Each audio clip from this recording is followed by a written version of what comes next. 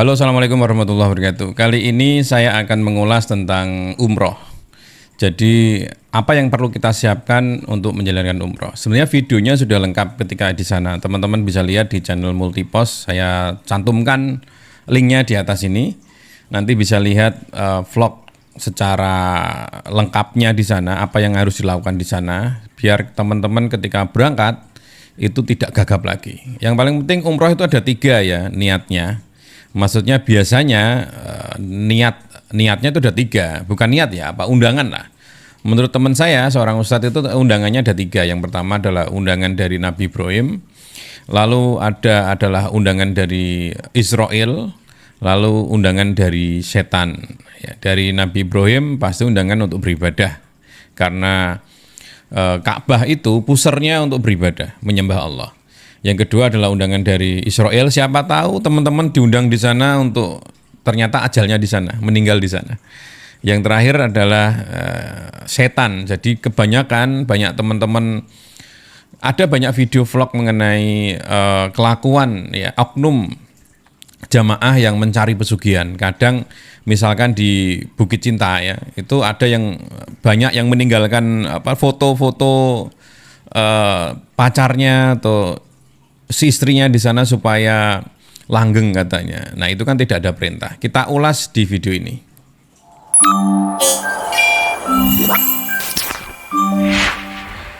Oke, yang kita bahas adalah saya persiapkan artikelnya biar saya tidak lupa dan tidak ada yang kelewatan. Yang pertama adalah dokumen, kedua persiapan fisik dan mental, lalu persiapan keuangan atau finansial, dan yang terakhir adalah persiapan barang bawaan. Kita ulas satu-satu.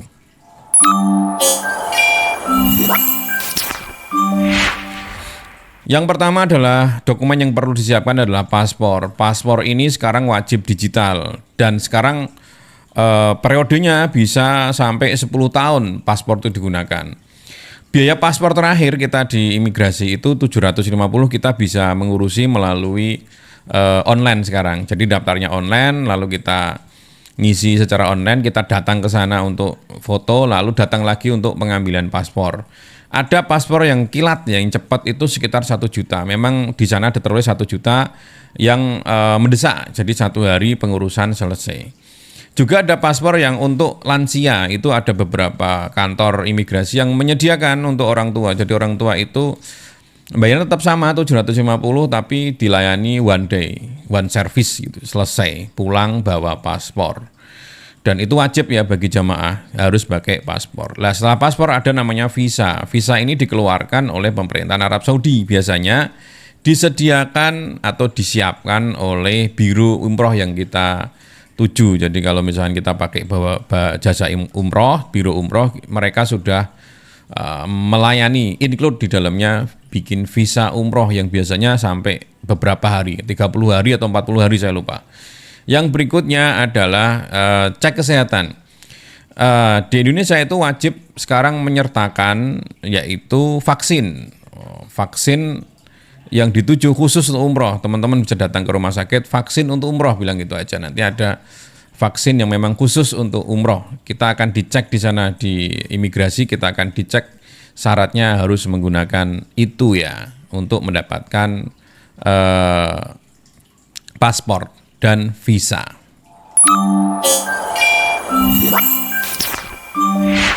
Yang berikutnya adalah fisik dan mental. Niatkanlah ini adalah sebuah ibadah. Jangan niat macam-macam. Jangan niat ini adalah jalan-jalan. Ya memang ada refreshingnya di sana karena kita biasanya ada jalan-jalan.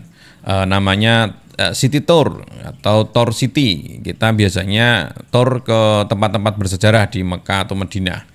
Sehingga yang paling penting itu niat dulu, niatnya untuk ibadah, hanya untuk Allah. Kita tinggalkan dunia ini. Memang tujuannya seperti itu. Ya kalau saya pengennya mengecas diri lah. Kita kan kadang dalam kesibukan iman kita, akidah kita itu agak menurun kan, perlu dicas. Lah cas di sana tujuannya untuk apa? Ya beberapa hari itu misalkan 9 hari, 12 hari, 17 hari itu untuk ngecas diri full semuanya untuk ibadah. Jangan kita mikirkan dunia, kerjaan kita tinggalkan dulu. Yang penting niatkan dulu, niatnya untuk ibadah. Jangan niat untuk status, saya pernah umroh, saya pernah haji. Yang paling penting adalah niatkan dulu, niat dulu. Nah setelah niat, Baru persiapan fisiknya kawan. Kita harus olahraga dulu karena di sana itu butuh fisik. Walaupun misalkan kawan-kawan punya uang cari umroh, biro umroh yang paket mahal, yang premium, mungkin hotelnya di pelataran Masjidil Haram atau Masjid Madinah atau Masjid Nabawi, tetap jalan. Pelatarannya itu lebar, tetap kita harus jalan. Kalau misalkan paket-paket yang sedang bintang 5, bintang 4, bintang 3 misalkan, itu jalannya panjang lagi. Mungkin kalau biasanya paket hotel bintang 4, bintang 3 itu bisa sampai 1 kilo ya. 500 sampai 1 kilo bintang 4, bintang 3 yang biasanya jamaah kita rame karena lebih murah paketnya. Umroh biasanya harga 25 juta sampai 30 jutaan. Itu pasti paket menengah atau paket bawah. Dan itu butuh fisik kawan-kawan. Karena ini niatnya ibadah, ya fisiknya harus dikuatkan dulu. Karena ini ibadah bukan hanya ibadah saja, tapi juga ibadah fisik. Selain itu kita tawaf, ya tawaf itu pun kita muter 7 kali Ka'bah. Dan kalau kita muter yang mepet di Ka'bah, itu kan pasti berdesak-desakan. Orang tua mesti nggak bisa. Dan orang Indonesia biasanya ya di tengah-tengah. Nggak begitu berdesak-desak, nggak begitu jauh juga lingkarannya itu. Nah itu juga butuh fisik lagi. Kita jalan, kita muter sampai 7 kali. Selain itu kita sa'i juga kan. Kita berjalan Safa Marwah itu pun kita butuh waktu 7 kali berputar. 7 kali lintasan itu. Dan itu butuh fisik. Jadi sebelum persiapan umroh, setelah niat, kita juga harus berlatih. Jogging tiap hari.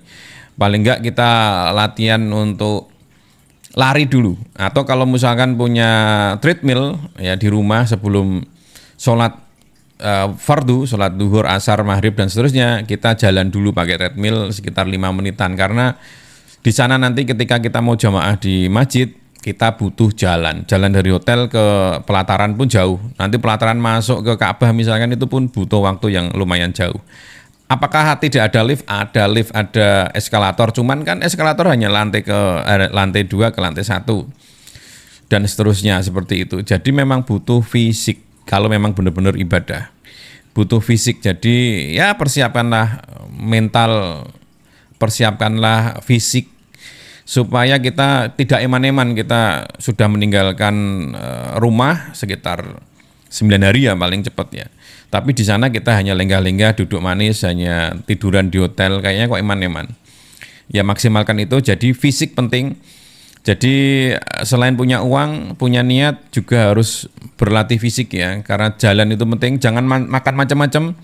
Hindari gula-gula dulu, hindari makanan-makanan yang tidak baik supaya kita terjaga kesehatannya dari berangkat sampai pulang. Itu yang. Lalu selain itu juga persiapan uang itu penting karena kita umroh ya dengan biaya. Kita naik pesawat dengan biaya. Kalau misalnya teman-teman mau umroh sendiri, lebih enak mana sendiri sama biro misalkan. Kalau saya sendiri lebih enak biro, karena kita ini perjalanannya bukan jalan-jalan, bukan ngevlog, bukan bikin konten, ya memang lebih enak difasilitasi, diurusi semua, tinggal kita jalan. Nanti juga ada pembimbingnya, walaupun kita mungkin berkali-kali umroh, tapi kalau ada pembimbingnya kita lebih enak, lebih menikmati perjalanan, karena semua sudah diurusi dari makan, hotel, naik bus untuk wisata religi, dan kita dikasih sejarah-sejarah, kita bisa diskusi panjang. Lebih enak biro karena tidak begitu terkait mahal. Misalkan yang jalan sendiri ke sana biasanya membutuhkan sekitar 20 jutaan. Tapi kalau misalkan kita umroh dengan biro yang murah saja, cari aja yang paling murah sekitar 25 jutaan, itu kan selisihnya sedikit kan, hanya 5 juta, tapi kita sudah dapat fasilitas makan. Karena di sana makan mahal ya. Makan ayam aja sekitar 19 realan. Jadi ketika kita butuh makan satu hari paling enggak kalau dihitung-hitung itu sekitar 1 jutaan atau 100 realan makan minum gitu. Ya lebih baik mending kita cari hotel yang agak jauh enggak apa-apa, yang penting difasilitasi, ada makan, ada tempat tidur yang nyaman. Karena kalau kita di sana tidurnya juga berantakan, terus skema schedule-nya juga nggak jelas, nanti ibadah pun jadi semakin tidak jelas juga. Ini kalau kita benar-benar niat ibadah. Yang dibutuhkan adalah uang. Apakah butuh uang saku? Kalau misalkan kita ikut biro umroh, uang saku kemungkinan tidak perlu kalau saya, tidak kepake sama sekali. Kecuali kalau kita mau beli souvenir, beli oleh-oleh, itu baru mengeluarkan uang. Karena di sana kalau kita misalkan ikut biru, makannya sudah 3 kali itu, siang, pagi, siang, malam, siang, sore lah. Itu sudah sangat cukup sekali, bahkan kalau biru-biru di Indonesia sudah makanannya sudah khusus makanan Indonesia. Dan biasanya kalau hotel-hotel tertentu itu biasanya itu adalah orang-orang pekerjanya adalah orang Indonesia, ada orang Indonesianya. Jadi biasanya kalau makan-makan itu silakan Pak dibungkus untuk dimakan di kamar misalnya seperti itu boleh.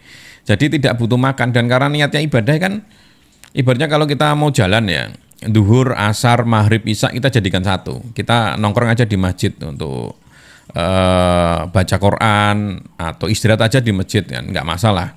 Dan itu kan kita tidak butuh jajan kan, dan di sana jajan pun ya banyak sih jajan-jajan.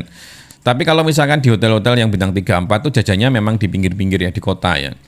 Tapi kalau bintang 5 yang dekat dengan dengan pelataran itu biasanya ada mallnya. Nah itu makan di mall, nongkrong di sana, ngopi dan lain sebagainya. Dan di pinggiran juga ada ya, jangan salah.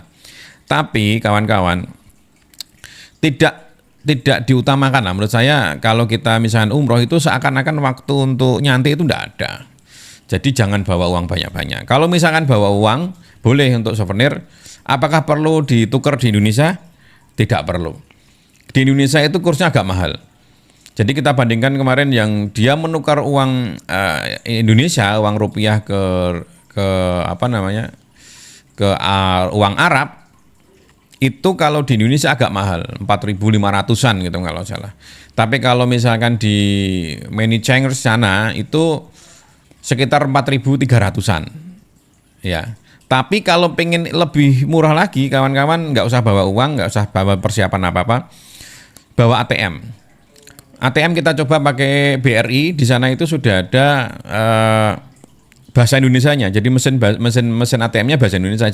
Saya juga heran, ada bahasa Indonesianya. Selain bahasa Inggris ada bahasa Indonesia, bahasa Arab gitu. Dan ketika saya ambil uang sekitar 200 real atau 250 real, saya lupa. Itu potongannya cuma 15.000. Dan kursnya kurs asli internasional. Jadi kawan-kawan bisa cek kursnya, itu kan dicek di kurs itu nilainya sama dengan kurs internasional. Jadi lebih hemat ketika kita pakai ATM. Dan bisa menghemat uang karena kalau memang tidak butuh tidak harus ditukarkan. Karena kalau di sana niatnya ibadah, tidak niat untuk nongkrong. Beda kalau di Indonesia bisa nongkrong di nasi kucing.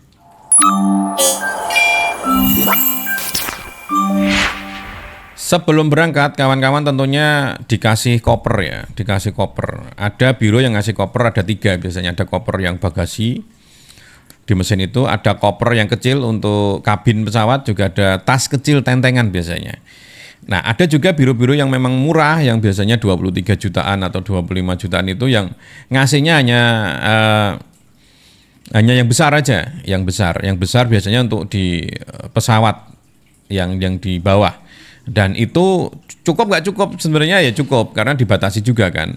Nah kalau misalkan kawan sudah dikasih cuma 1 aja koper yang besar itu, ya diisi aja. Kalau misalkan kurang, teman-teman lebih baik pakai koper kecil untuk di kabin pesawat. Jangan pakai tas, nanti repot, karena di bandara itu perjalanannya panjang. Bandara internasional itu jarak jalannya, kalau misalnya di Jakarta aja itu jalannya sudah melelahkan. Makanya pakai koper yang ada rodanya kan, bisa ditarik, apalagi untuk orang tua. Itu cara yang teman-teman harus waspadai ya. Kalau misalnya punya keluarga atau punya orang tua yang mau berangkat, suruh pakai koper kecil untuk di bagasi pesawat. Beli aja koper untuk bagasi pesawat, nanti bisa. Dan itu lebih enak. Kalau orang tua kayak pakai tongkat kan, akhirnya dia pegang handle-nya itu tinggal buat jalan. Itu lebih enak daripada pakai tas tentengan. Wah berat sekali ya kalau tentengan misalnya dibatasi 7 kilo. Bayangkan 7 kilo ditenteng orang tua kan, sangat merepotkan dan sangat melelahkan. Walaupun di bandara itu ada troli, tapi lebih enaknya pakai koper yang tenteng yang kecil supaya lebih nyaman di sana. Apakah boleh? Boleh.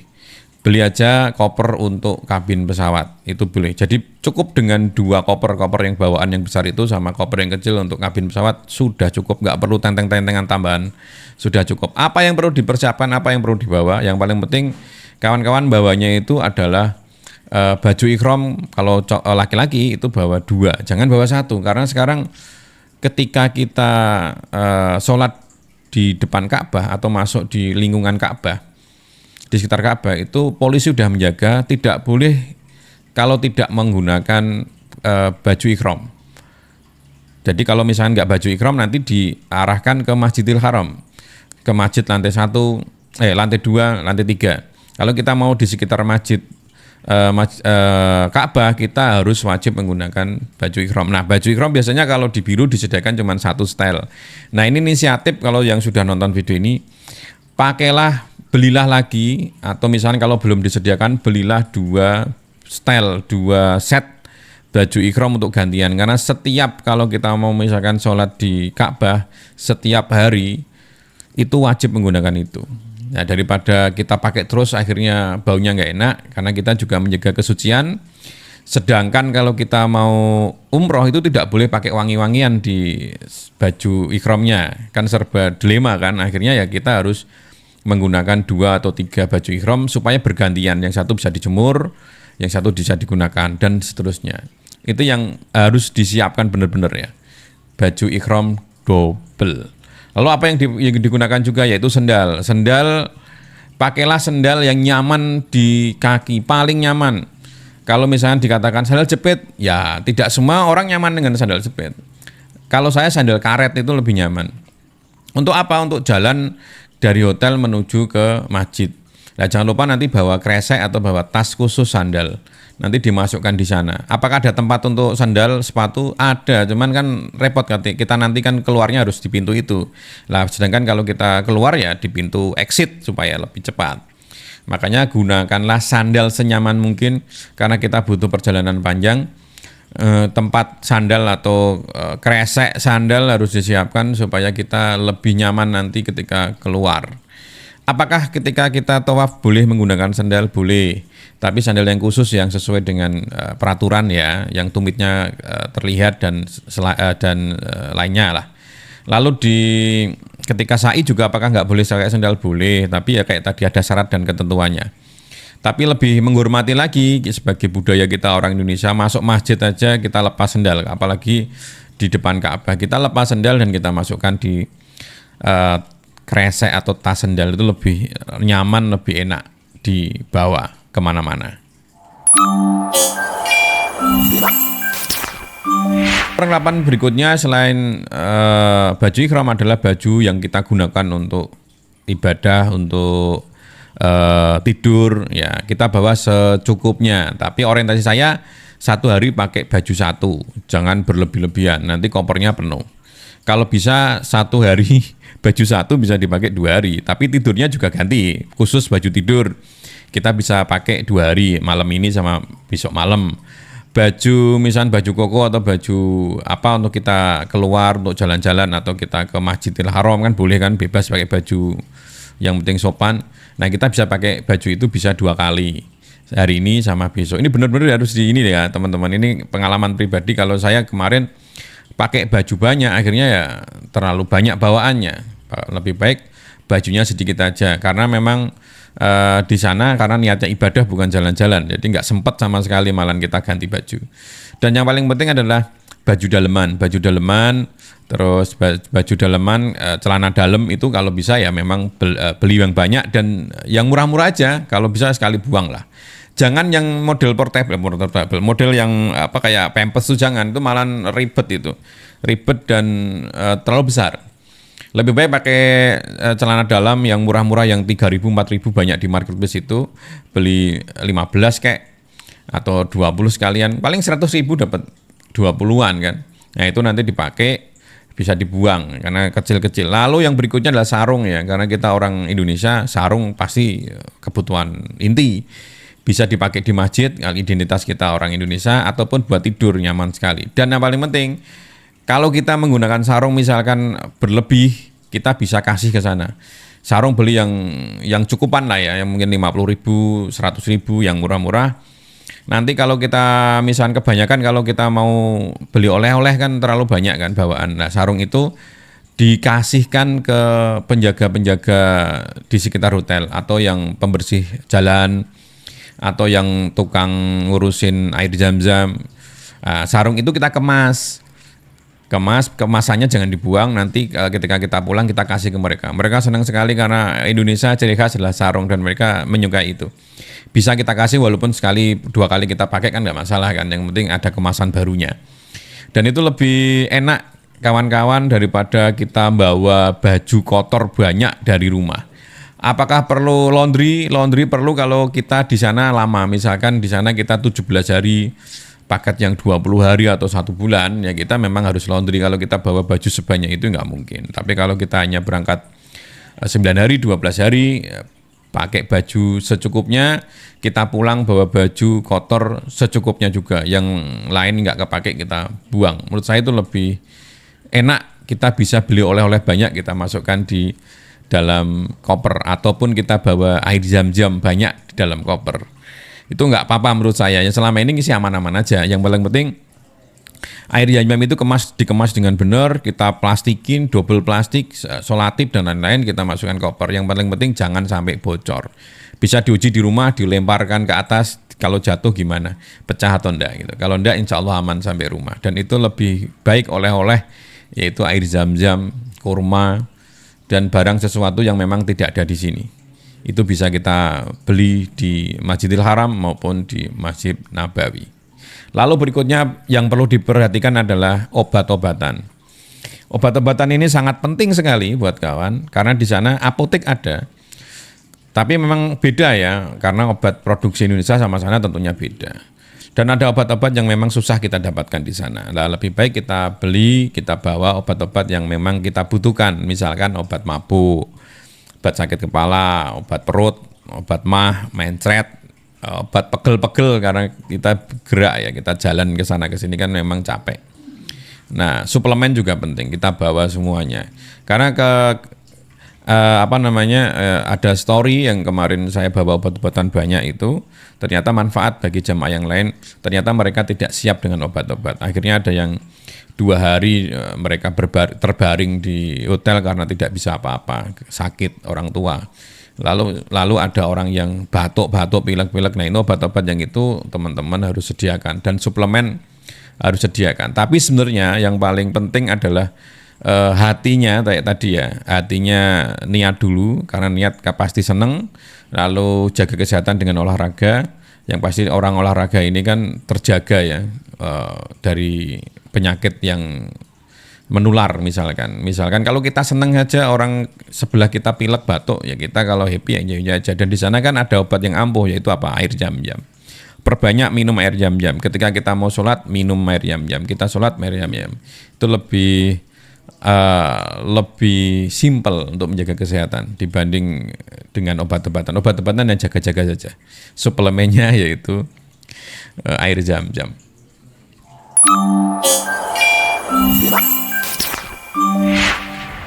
Lalu persiapan yang berikut adalah persiapan informasi.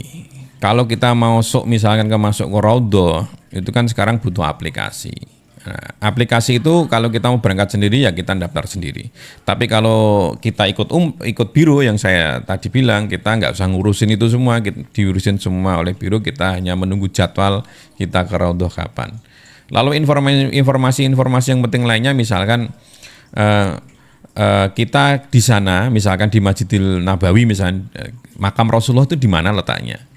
Lalu makam sahabat-sahabat itu di mana ya? Kita harus tahu dulu ya informasi itu. Kita bisa googling dulu letaknya di mana. Jadi ketika di sana kita nggak linglung, nggak ao di mana. Terus kita tahu informasi pintu-pintu mana yang bisa dilewati laki-laki, pintu mana yang bisa dilewati perempuan. Lalu informasi berikutnya kawan-kawan jangan lupa untuk download misalkan Google Map misalkan, karena kalau misalkan jalannya nggak tahu kita bisa buka map. Lalu berikutnya mungkin Google Translate, kawan-kawan misalkan mau ketemu orang Israel di sana misalkan, kita bisa bercakap dengan orang Israel dengan menggunakan Google Translate. Kalau misalkan di ruang publik, kebanyakan mereka sudah bisa bahasa Indonesia. Jadi jamaah Indonesia itu jamaah istimewa terbanyak di dunia kalau di sana. Makanya semua hampir paham bahasa Indonesia. Baik pedagangnya mereka lancar bahasa Indonesia, sopir, driver, pelayan hotel, bahkan polisi-polisi di sana sekitar masjid itu mereka bisa bahasa Indonesia. Jadi jangan kaget kalau mereka ngomong haji, pergi, jalan, itu udah mereka itu kata-kata tiap hari seperti itu, udah biasa. Dan mereka sudah paham fasih bahasa Indonesia dan bahkan mengerti budaya orang Indonesia. Jadi lebih penting kita tahu informasi yang kayak tadi Google Map, Google Translate, lalu menukar uang di mana, ATM-nya di mana, informasi itu bisa ditanyakan, juga bisa cari di googling. Apakah misalkan kita beli di sesuatu harus menggunakan uang real? Tidak, karena alhamdulillah uang yang berlaku di Arab Saudi itu uang real sama uang rupiah. Jadi kalau kita beli di pedagang kaki lima, pedagang-pedagang di sekitar wisata religi itu sah boleh menggunakan uang rupiah. Jadi kita mempersiapkan uang rupiah 100.000, 50.000 itu sangat efektif dan bisa dipakai. Jadi jangan ribet kalau misalkan nggak sempat KTM, lupa bawa uang, pakai uang rupiah bisa. Kecuali di mall ya, di mall memang tidak bisa rupiah. Mall harus pakai real. Tapi kalau misalkan di mall, ya kita pakai ATM aja, kita pakai kartu debit atau kartu kredit atau pakai QRIS kan sudah bisa. Jadi masalah keuangan sebenarnya tidak usah dipikirkan matang-matang karena mereka di Arab itu sudah open hanya uang rupiah. Bahkan sekarang uang-uang misalkan Malaysia sekarang nggak begitu diakui di sana. Ada yang bisa pakai ringgit, ada yang tidak bisa dan kebanyakan tidak bisa. Yang bisanya rupiah sama real. Dan kawan-kawan jangan lupa informasi penting juga kalau kita mau sedekah di sana, mau berbagi uang di sana dengan orang bekerja yang di masjid, orang bersih-bersih, orang yang menyiapkan air zam-zam, teman-teman bisa menyiapkan uang rupiah 20.000, 50.000, 10.000 itu bisa disiapkan supaya banyak yang dikasih. Karena di sana itu uang real yang nilainya kecil 5 real, 1 real agak susah, 1 real, 5 real, 10 real agak susah. Agak susah, bahkan saya ketika di di kereta api itu saya beli kopi yang nilainya cuma 15 real, itu mereka nggak punya uang kembalian. Jadi siapkan uang saku untuk sedekah di sana. 20 ribuan, 30 ribuan dan mereka suka sekali dikasih uang rupiah karena di sana ada tempat untuk menukar uang dari rupiah ke real. Dan itu nggak ada masalah dan mereka senang-senang aja. Jadi kalau kawan-kawan berangkat kalau ingin sedekah yaitu boleh menggunakan uang rupiah dan sarung sebagai identitas kita kasih ke mereka. Mereka akan senang kembali.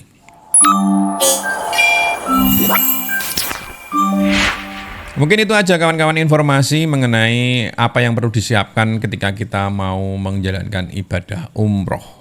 Semoga kawan-kawan yang melihat ini segera diberi undangan oleh Allah untuk bisa berumroh dan berziarah ke tempat-tempat suci di Makkah maupun di Madinah. Karena kita yang paling agak saya merinding itu ketika ada kata-kata kita itu akan ketemu sama orang yang akan mensyafaati kita.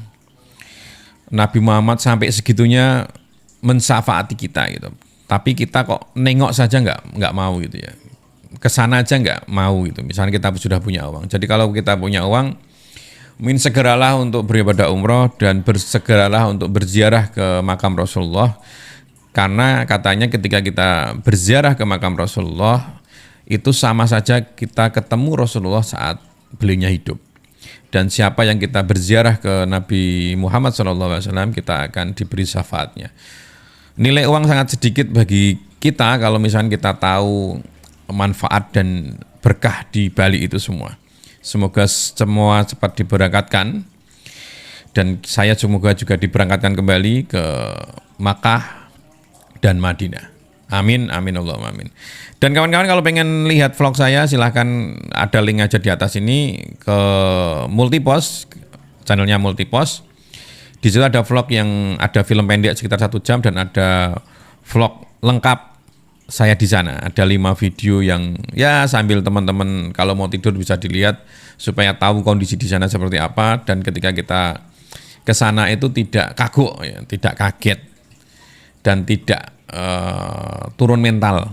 Ya anggap aja itu rumah kedua kita di sana. Karena di sana kebanyakan mayoritas adalah orang Indonesia. Sekian, assalamualaikum warahmatullahi wabarakatuh.